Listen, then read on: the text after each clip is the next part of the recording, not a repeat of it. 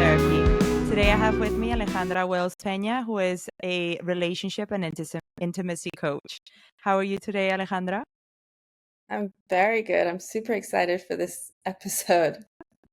Me too. I have to say, the first time, even before I started building this podcast, I put a prompt out on my Instagram saying, like, can anybody recommend like a good sex therapist or relationship coach for this? And I think 5 different people, most of them men, recommended you. So I'm very pumped to do this. I'm so happy to hear that. That's a good testament to my work then. Very good. So just a brief introduction. We can dive more into how you work later in the episode, but Alejandra is the founder of the Fifth House, and you work, I think, a lot with men, Mhm. but also with women around intimacy and relationships, correct? Yes, exactly. So getting your confidence back in the bedroom and really knowing your stuff and what you're doing just to create like deep soul connections in relationship and like mind-blowing epic sex. 'Cause a lot of people are really functioning around like average to Yeah, good, but they don't realize that we can actually have epic level sex. So that's where I'm bringing people to. amazing. Mhm. Okay, and today we have Alejandra with us to discuss season 2, episode 3 of Sex and the City, The Freak Show. So as per usual, I'll walk us through the episode and I'll prompt you some questions. At the beginning of this episode, Carrie's voiceover is telling us that, like when the Second World War was going on in Europe, the US was a promised land and everybody came to New York to like make their dreams come true.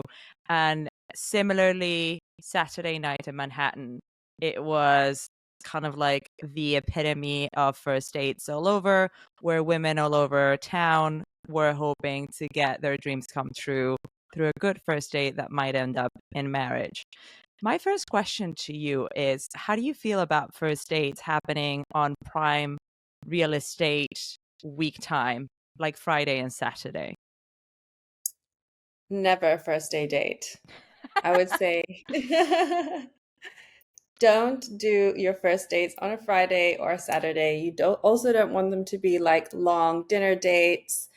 What I recommend to all my clients is when you're first meeting someone, make it like a 2 hour walk in the park or like going to grab a juice, something in the daytime, something very casual.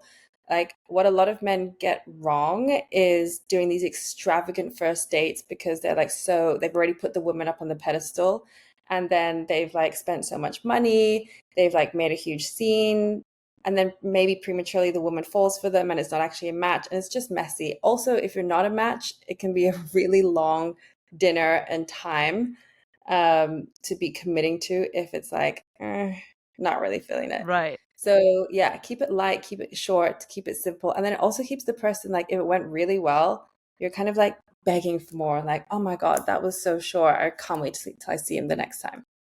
So Yeah. pro tip, leave them wanting Okay. more. Interesting. Yeah, I like Yeah, that one. yeah. So then we get introduced to Samantha saying she doesn't believe in first dates, but she believes in sex right after them. And I am very curious to hear what you have to say about this because Samantha's on a date with this litigator called Harrison, who apparently does very well for himself. And I think they both know what's going to go down. So they go back to his place and they are talking in a very flirtatious way. I think they're on the bed and they're doing kind of like some role play where Samantha is sexually harassing him because he is a litigator that specializes in this. And then he Mhm. kind of says, like, yeah, you also really fit the profile because normally most sexual harassment cases are brought on by older women. And Mhm. what are you, like in your 40s? And Samantha takes offense and she's like, excuse me, I'm going to go to the bathroom to freshen up. So, first question here. How do you feel about Samantha in that scene taking such offense at somebody who maybe sees her for the age she is? Yeah, I think there's like it's funny because that's her character throughout the whole show, right? Is like she doesn't Yes. dare admit her age.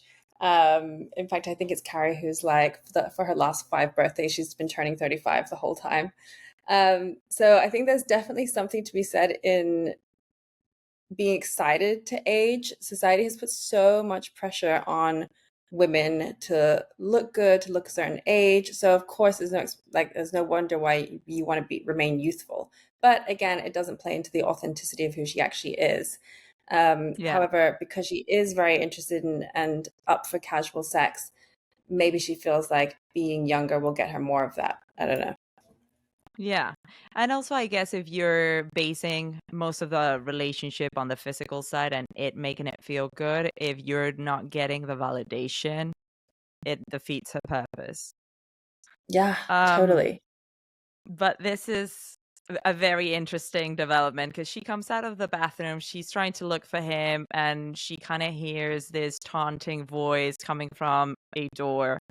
Like, I'm over here. She opens the door, and this dude is like strapped neck to toes in BDSM stuff in his, I guess, torture closet.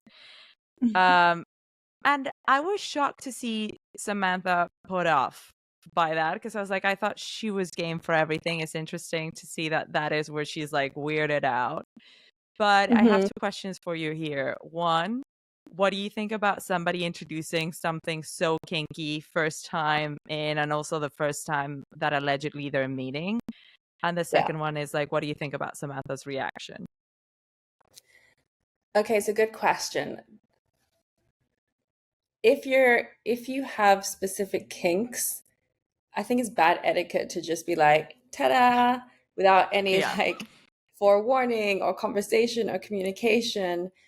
If you've met in a like not excluding this episode, if you've met perhaps on field or like at a kinky event, then maybe at least you're expecting something, right?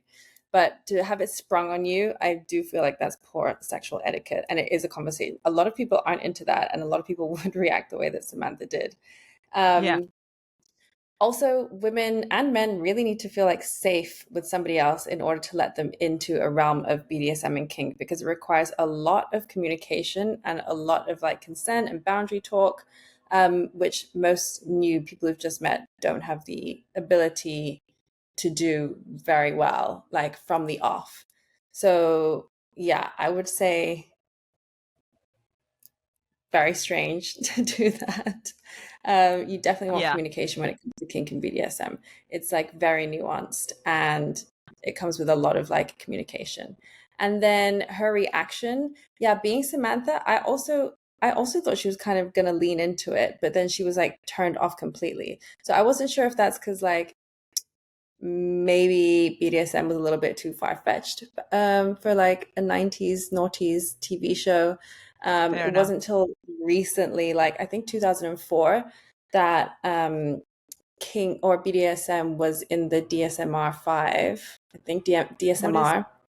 what is DSMR? DSMR is like regulations of mental health, and Okay. in the US, and it was classed as like a sociopathic trait, or was classed as something that, yeah, was really not acceptable in society. So, Got it. So kink and BDSM. 2004, they were like, it's actually not psychotic.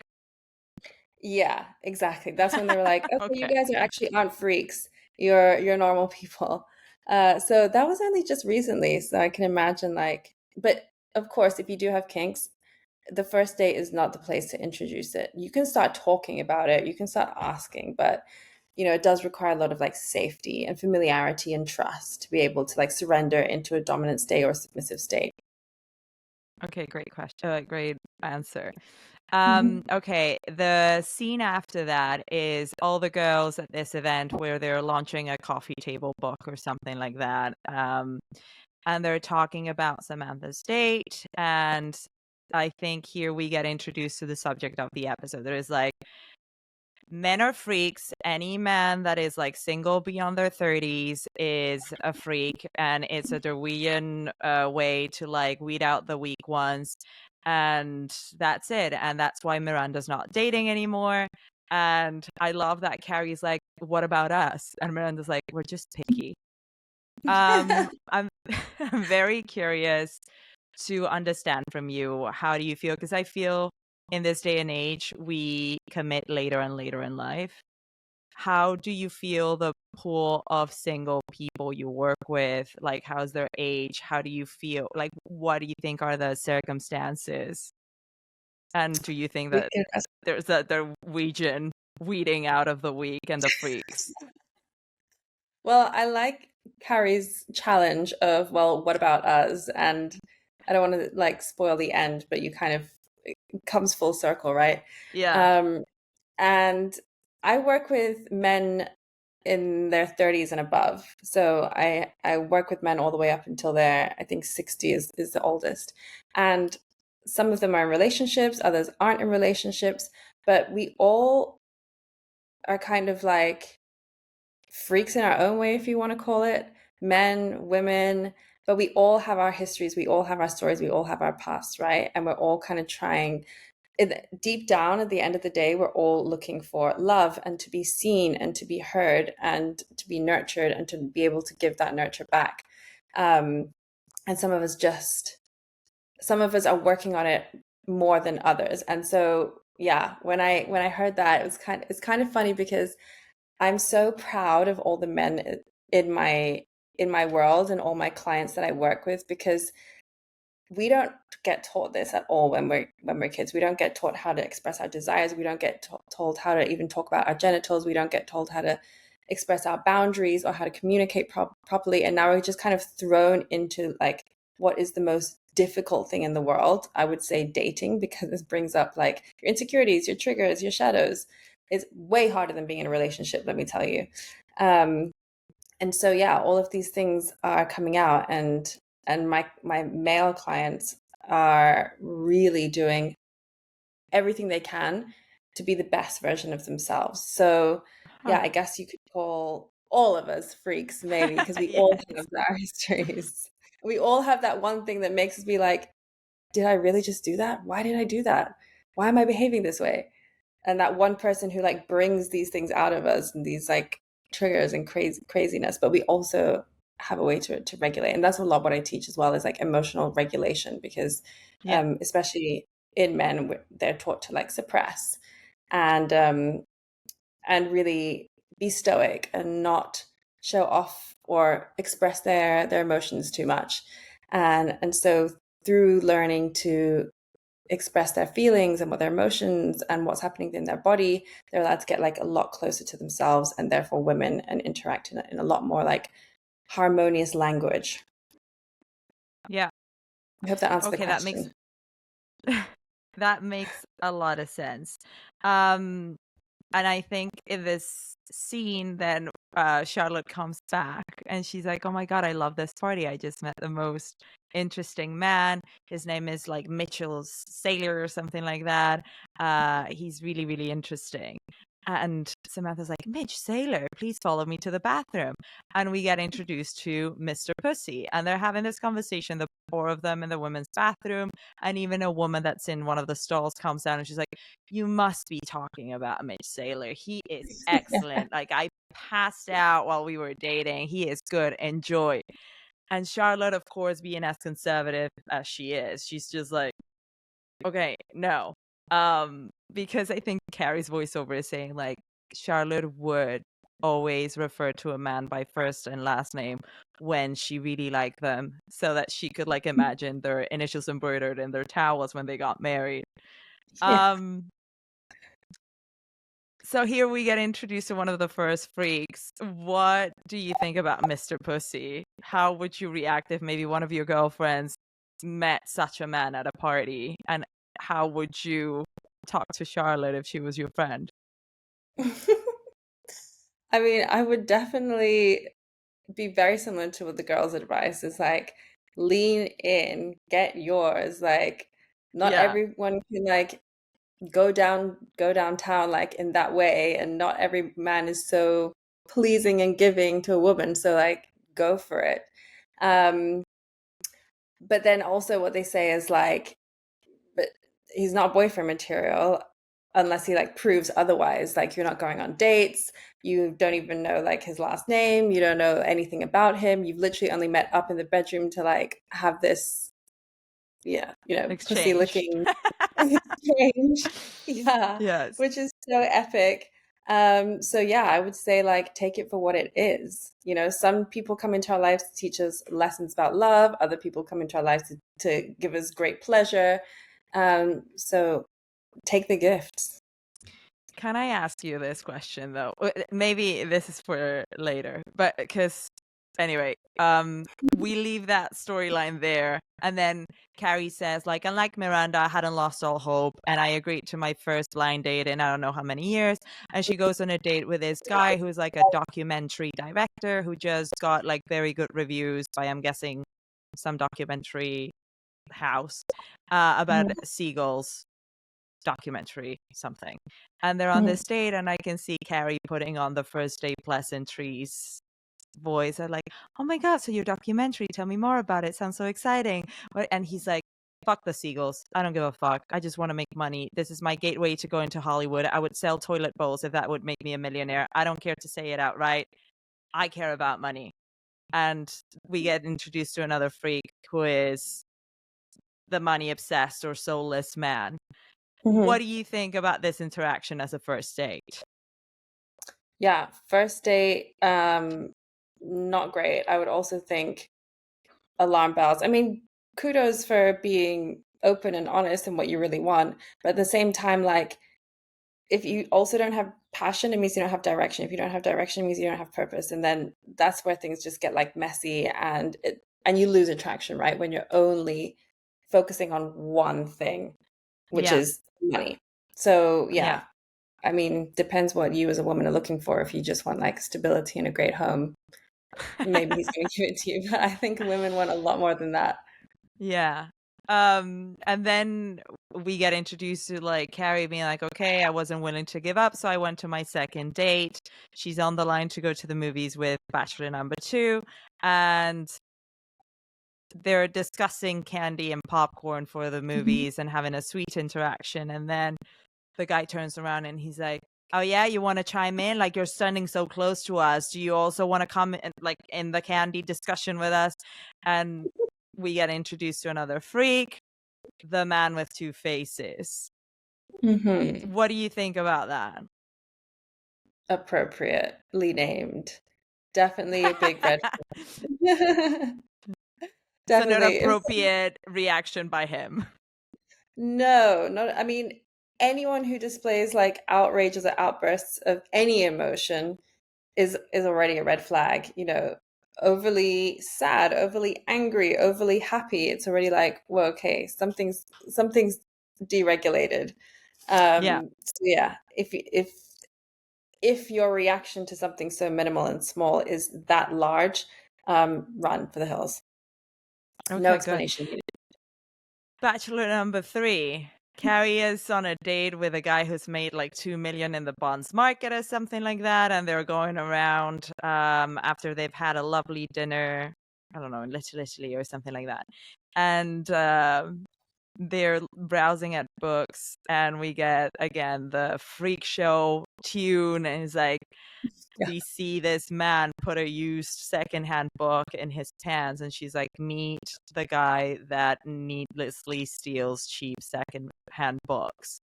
And she goes with like, yes, we're all men freaks.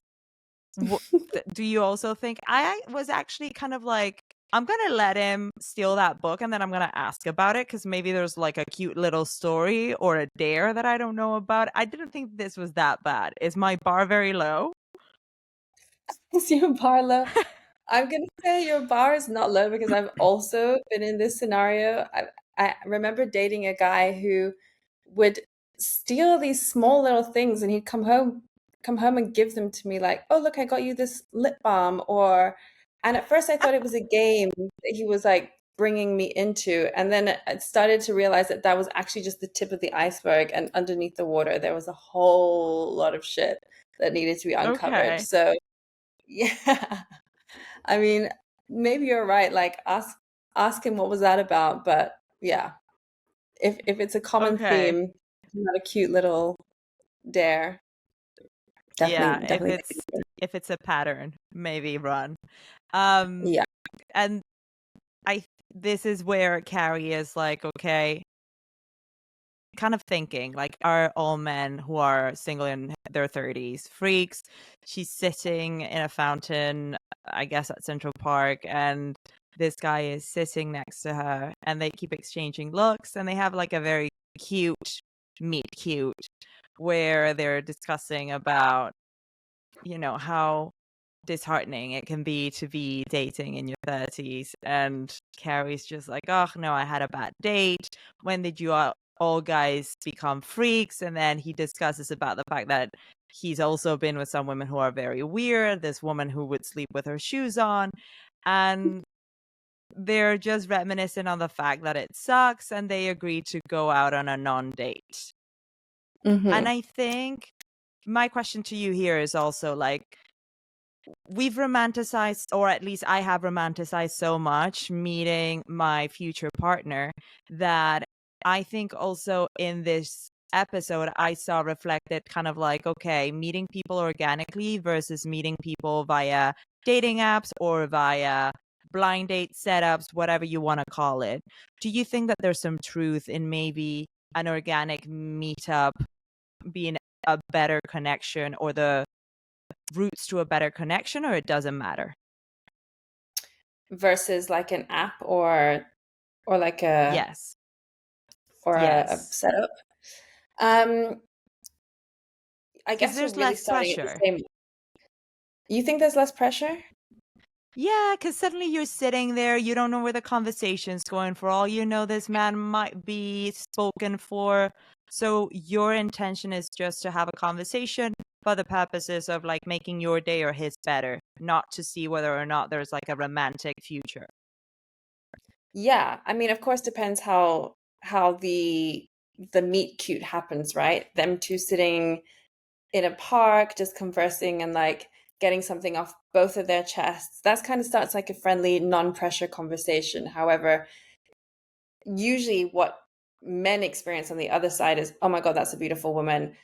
How do I approach her? What do I do? Should I go? Should I not go? Is she going to reject me? She's not. Maybe she's got a boyfriend. Maybe she doesn't have a boyfriend. Like, oh my God, I don't want to let the moment pass. And then they get in this whole fluster, and there's a lot of pressure on men, more so than Yeah. if they were on a dating app. Um, so I think, but to be honest, I did a poll actually like 3 days ago on how women want to meet their future partner. And 97% of women said they want to meet someone in real life, like a Yeah. natural, open approach rather than online dating. So, we all kind of want to have that story. We all want to have that like moment of the meet cute, of the meeting, of the bumping into each other, of like, oops, my coffee fell, whatever, it is. Yeah. Um, and yeah, there is an element of like there being less pressure. However, I don't think it's that natural considering most of the time all of us have our heads down in our phones and we're not really like keeping our eyes up for these moments to really happen. But I did like what he said about the let's have a non-date. And when he said that, I was like, oh, I like that idea because that takes the pressure off. Yeah. You're still going to meet up. Maybe you fancy each other a little bit. You probably do fancy each other a little bit. Otherwise, you wouldn't be investing in going to have this non-date. But then there's no pressure to go any further. And if it doesn't work out, you've just made friends and it started like as a friendship thing. So I really like the idea of the non-date thing, and I might actually steal it. Good. Yeah. Because I think for me, most of it is the fact that I put so much pressure and like the expectations and what you said, the bigger the setup of the date, the bigger the expectations. And chances are you're going to get crashed because like there's not living up to some expectations and fantasies that you're also not communicating, and you also don't know if this person is worthy of those fantasies. So I like that. And I think they go on this non-date. We see Ben walking Carrie back home, and they have like this little chat where they're being cute, and Ben says like, if this were a real date, this is the part where normally I would try to come upstairs. So Carrie says, then I guess no good night kiss. And they end up kissing. I don't know what their rationale is about this. Mhm. Which I think, as you say, is very cute. Like, it looks like such a nice date where Carrie doesn't look as done up as when she used to go out with Mhm. Mr. Big. She's more relaxed. Everything seems a bit less forced. And then we kind of continue seeing this relationship develop. And Carrie says nothing makes you feel more as a non-couple that's setting up two of your friends for a non-double date. And they're in Mhm. Central Park. Ben, Carrie, Miranda, and Manhattan guy. Mhm. And they have this. It looks like they're getting on just fine, but within like 5 seconds, Miranda says like, "Oh, I'm going to Connecticut this weekend to see my grandfather," and the dude is like, "Ugh, Connecticut." And we kind of Yeah. discover that the guy hasn't left the island in like 10 years or something crazy like that. So Miranda's like, "Okay, yeah, I need to go feed my cat." And Carrie's like, "I thought you bet your cat already." And he's like, "I gotta feed him again." And then this dude gets really sour and he's just like, "Ugh, cat people." And Miranda's like, "Dude, he's a freak. And normally you can tell a lot by people's friends. So if he's a freak, chances are Ben's a freak." What do you Mhm. think about that? What do you think about Manhattan guy? And how true do you think it is that you can tell a lot by how right or wrong somebody might be for you because of like who their friends are? Yeah. Okay, so good questions. I think her response was very good boundaries. Yes. Like, he showed very weird signals. Well, something that she's not aligned with, right? Maybe Manhattan guy could meet Manhattan girl. But Yeah.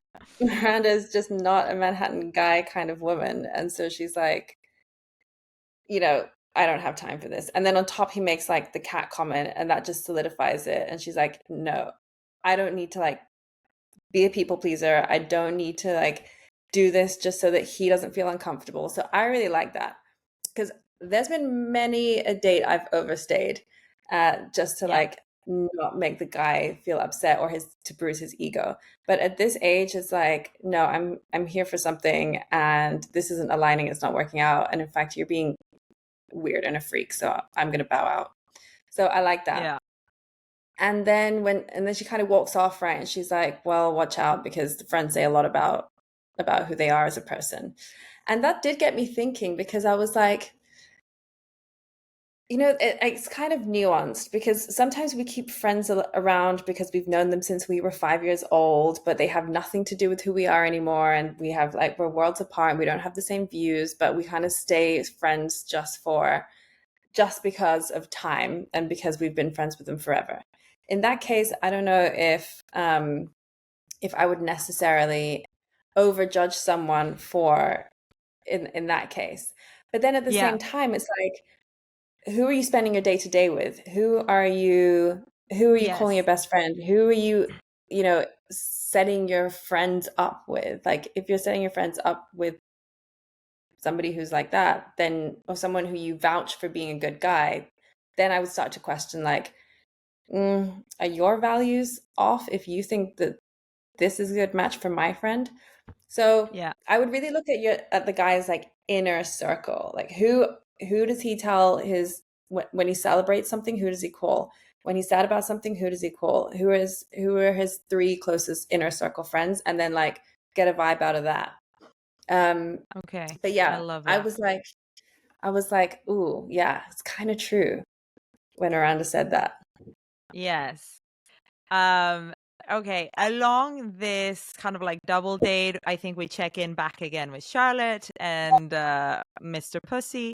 And this is the question that I wanted to ask you earlier, because Charlotte, we see her having a fantastic week of exchanges with Mr. Pussy, and she comes back to her friends and she's like, "I am so happy. I think Mitch and I have a real shot at a future together because he makes me so happy."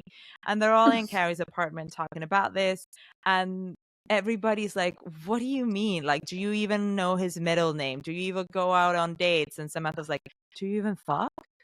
And Yeah. Charlotte's just like, so shocked by everyone's questions. My question to you here was, do you think that sometimes women, is it because we romanticize everything because of society, movies, and whatnot, or is it because of oxytocin that we try to make something that is supposed to be purely physical into a relationship? What do you think happens in our brain that sometimes it's harder for us to divide kind of like physical from the whole package? Yeah, I think you've nailed it on the head. It is all of that like feel good chemicals, um, orgasm blindness, I guess you can call it. And and also when we do like release those oxytocin hormone chemicals, it is very like bonding. And Yeah. and then we and also it depends on the stage of our life. Do we want a partnership? Do we want, so it can almost blind us to be like, well, he's making me feel really good, which means I want to have him around and in my life. So it's definitely a combo of the two. But then you get the Samanthas who are like very, you know, into sex and can separate the sex from the emotional. Yeah. Okay. And then I think in the same scene, Samantha's also saying that she's wearing this, I don't know, weird underwear to get fat out of her ass into her face because that is her storyline for this episode. And then I think we jump back into Ben and Carrie. They're about to sleep together. I guess it's been like a week and something, 2 weeks. And they have a cute lead on to the moment where they're discussing their secrets. And he has a little Tweety tattoo, and she Mhm. is scrappy because she has a little scar. Um, and then we wake up the next morning, they're still in bed, and Ben says, I have to go meet up my friends for football or soccer or whatever. Be right back. And then we see Carrie. And like this, because of all my years in therapy, I know is self-sabotaging. She's just kind of like taken the next step, which is a big step in this relationship. It's gone well. So what does she do? She goes mental. She starts seeing what he eats, what he wears, what he reads, what he watches, who he dated, completely violating his like privacy until she finds this box that like looks like it's locked, and she is, for the purposes of dramatization in the show, with her cigarette, like feet on the bed, trying to like open it with like a screwdriver. And Ben comes back in and he's like, what the hell are you doing? Mm. And Carrie's like, I was trying to find your freak secret. And he opens the box and it's just like, it opens like this, is my Boy Scout kind of like paraphernalia. I don't know what it was. Mhm. What do you think about Carrie in this scene? Because Yeah, Ben looks at that her. was a hard scene to watch because you almost want to jump in and be like, no, there's nothing wrong with him. Yeah, And just like you're sabotaging, like you said. But I also, there's a big part of me that feels for her because she's just been on back-to-back terrible dates where like in date one she's just realized how quote unquote freaky they all are. And so at some point you're like, are they all freaks? Is this too good to be true?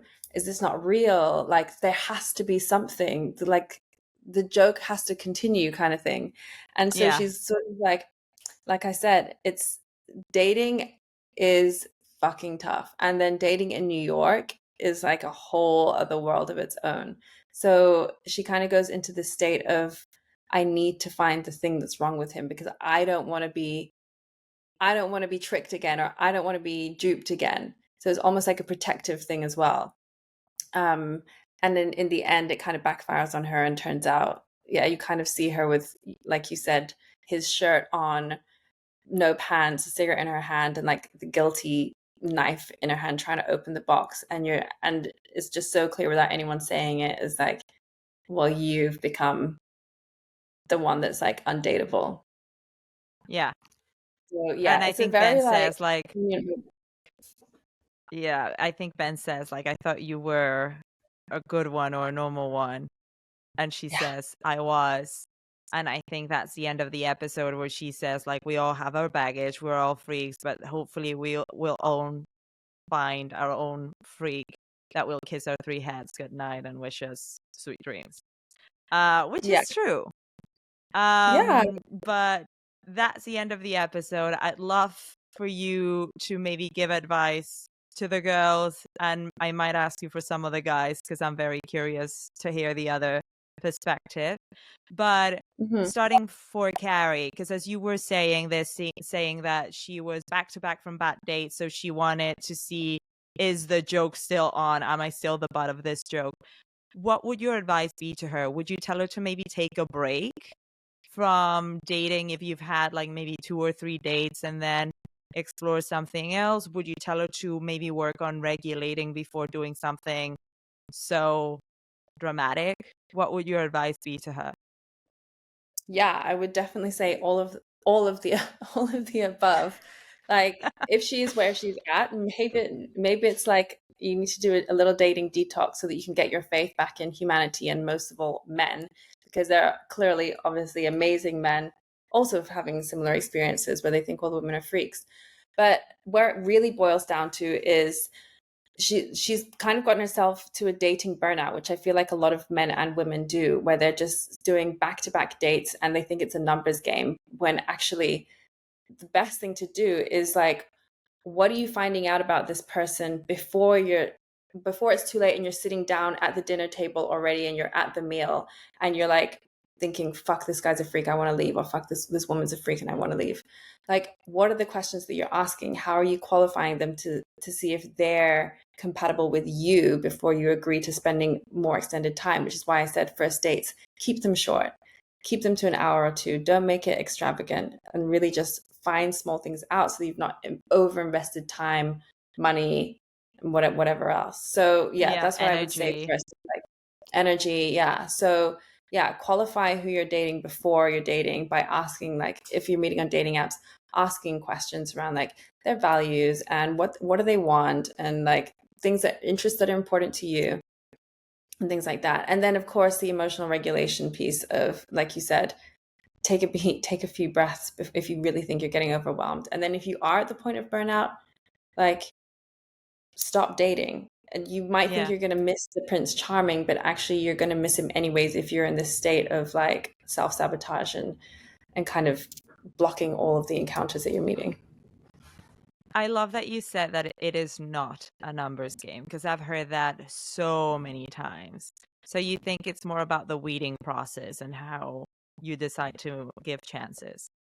100%. It is definitely not a numbers game, because if you're coming to a date with the same energy, with the same like lackluster, or with the same sort of like not sharing yourself openly, you're going to be met with the same sort of experiences time and time and time again. And then you're going to get burnt out. It's about really finding quality. And if you Okay, like, I love that. yeah, so really, really go with that. Okay, what would you say is a good rule of thumb for maybe dates per month? Maybe for men and women. I don't know if there's a difference. You mean like new dates, new people? Yes. I would say like one one day a week, 1 to 2 Yeah. maybe. It depends Yeah. also on yourself, right? Like when I was in my mid-20s, I loved dating. Um, and I also don't get overwhelmed by too many people. I really love meeting people, whether it's men or women. I mean, I'm heterosexual, but I love meeting like all types of people all of the time. So a Yeah. date is another version of like making a friend, right? Yeah. Um, and when you're not doing it in this burnout way, where it means you committing to a weekend or like a 3 hour dinner, then it can be fun and casual. So really like organize it to fit with your personality. Some people are like, I can't handle meeting that many people, and I feel like it's too much and it's too many energies. So then like calm it down, slow it down. I mean, I have a friend who I remember she used to really dress up and like do her hair and everything. And like she would schedule 4 dates on that evening because she was like, no, I'm dressed and like I look good. So 4 dates in a night. And I was like, fucking hell. I would need like to unplug for 3 days after that. Literally, definitely. I mean, there's definitely something to be said about like energy exchanges over the evening, right? You don't want to be Yeah. like moving too much energy from one to another. Four is a lot. I mean, I get Yes. like makeup, hair and makeup is a big effort, but maybe 4 is too much. Okay, then next would be Charlotte. What would you tell someone who maybe is like intoxicated by all the oxytocin and good sex and the orgasm goggles, trying to make Mr. Pussy into a husband? Yeah. So I would say that definitely understand what the nature of the relationship is and if you can handle a casual relationship in the first place. A lot of women can't handle a casual or don't like casual relationships because sex isn't great. In fact, I think it's under 10% of women orgasm in a one night stand versus like plus 68% or something for men. So casual relationships just aren't that great for women. But when it's done in a good way, then it can actually be really nourishing for both the man and the woman when the communication is there. I always say like casual sex doesn't equal casual communication. Yeah, So when it's done well, and it can be very nourishing for both parties. But in Charlotte's case, I feel like she's over attaching too quickly and she's not seeing the bigger picture for what it is. So it's always about like checking in with yourself and having your best friends around you. Like, am I rushing into this? Am I seeing something that there isn't? Like, if you tend to be somebody who's an anxious attached or you like latch onto things very quickly, if sex is something that makes you attach very quickly, then like slow those things down. Like don't go into the bedroom with someone if you feel like you're going to get attached after you've shared a sexual experience. um get to know someone beforehand if that's the kind of relationship that you want to have. But yeah, also understanding like, where's this guy at, where am I at, do we both want the same thing, and then moving from yeah, there. yeah. Okay. What about Miranda, who's like, all men are freaks? Anybody in their 30s who's like single, he's like, there's something wrong with him, and that's why I'm not dating. What would you tell her? Pessimistic. I have a lot of girlfriends who are in this camp and they're like naysayers and they shut themselves off energetically to meeting someone because they preemptively expect men to just be shit and a freak. And I honestly, I can't stand when women say this, like, men are freaks, men are bad, men are assholes, men don't know how to date. That's exactly why you're not dating. And then the worst thing is when you like bitch about dating to other friends who are also bitching about dating, and almost like creates Yeah, this like sisterhood of rah, dating sucks, men are shit, I'm never going to meet anyone. And of course it becomes a self-fulfilling prophecy. So when you build like an amazing yeah, culture of how to date, it can actually be fun. It can actually bring out this amazing side of you, which is like flirtatious and putting your best foot forward. And like you said, getting the hair done and the makeup. And, you know, I always say, like, on dates, you should always be bringing your best side and creating an amazing conversation. And at worst, you've met someone who's not a match, but it can become a friend. And at best, yeah, something amazing could happen. And you know what? If you guys do hit it off and click, but not in a romantic way, who's to say that that guy doesn't have a friend that he can introduce you to or invites you to a barbecue where that person's gonna, like, you know what I mean? So see it yeah. more as like human connection rather than I need to find the love of my life and there's all this pressure, because you're going to come with that anxious energy. Um, so yeah, PMA, positive mental attitude. I love it. PMA. Okay, Yeah. and then lastly, Samantha, who goes through this whole appointment with the best surgeon in like Upper Fifth Avenue or something like that, after that encounter with Harrison, and like is still having casual sex with a Calvin Klein model. Like, what would you try to work on with her, knowing that she is very focused in material stuff and maybe material or carnal satisfaction? Yeah. So there's definitely a lot of emphasis on her trying to change her body, her trying to become younger in this episode, and kind of like doing anything to get there. And like I said at the beginning, I definitely do feel for her, especially because um, you know, research says even that men are looking for a woman that looks younger because younger means less close to menopause. Menopause is the opposite of fertility, so men are always looking Yeah. for youth and young looks. And that kind of puts, and then adversely, women are looking for somebody who can create stability, which usually equates to like financial uh, gains and stability in that sense. So I do feel for her in that way. But I feel like she also places way too much emphasis on the short term sort of dopamine hit of I look good, let this guy make me feel good, getting validation from the younger the guy, the hotter the model, you know, Yeah. then that's actually what's going to be lifting her up and that's actually validating her. But on the other sense, like she comes across as very sex positive and very confident in the throughout Sex in the City. So there is obviously a part of her that feels good in her body and in her sexuality, but then almost lacking that like heartfelt soul, like what am I striving for? Okay, perfect. I love all that advice. And I think then just to wrap it all up, I'd love for you to talk more about fifth house. I know that when we discussed this, you talked to me about the one-on-one coaching, and then you have like a 5-week course that I think happens 3 times a year. The next one is in July. And also Mm-hmm. you have 1 hour workshops. So I'd love for you to maybe describe what those three things are, what the split is between maybe your female clients and male clients, and what made you get into it. Yeah, so a little bit about how I work for anybody who's interested in coming into my world.